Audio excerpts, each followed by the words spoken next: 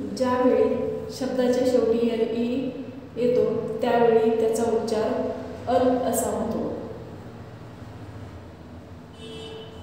पण जर एल ईच्या आधी जर पी असेल तर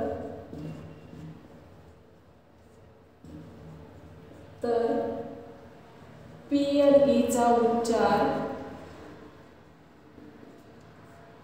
पल असा होतो.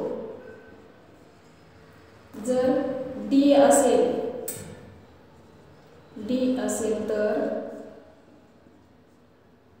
डी एल ईचा उच्चार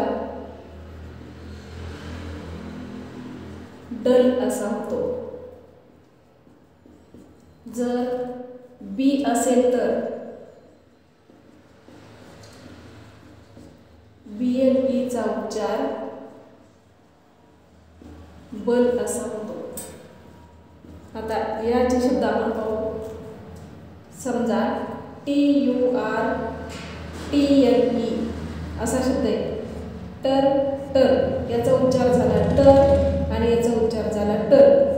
पूर्ण शब्दाचा उच्चार झाला टर.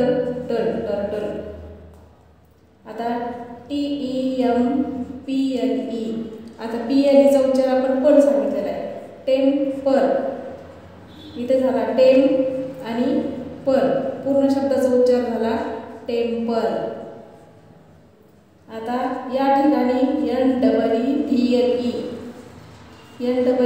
नी आणि डलचा उच्चार झाला डल. DLEचा पूर्ण शब्दाचा उच्चार झाला नीडल. अशाच प्रकारे निबल NIBBLE यामध्ये निब आणि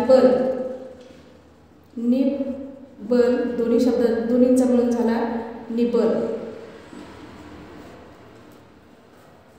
अंकल यामध्ये दोन टप्पे पाडू आपण. अंकल.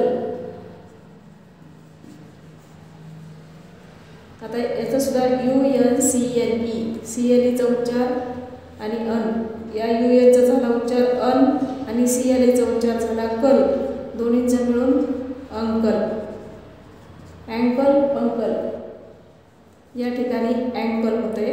ANचा उच्चार अंकल. आता सरावासाठी आपण शब्द लिहू. सॅम्पल याचे आपण उच्चाराने लिहू. उच्चार लिहायचे CANDLE THIMBLE. याचा सरावासाठी उच्चार लिहायचे HUMBLE. ट्रॅम्पल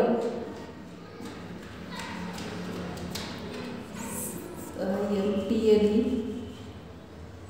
बॅटल. या शब्दाचे उच्चार सरावासाठी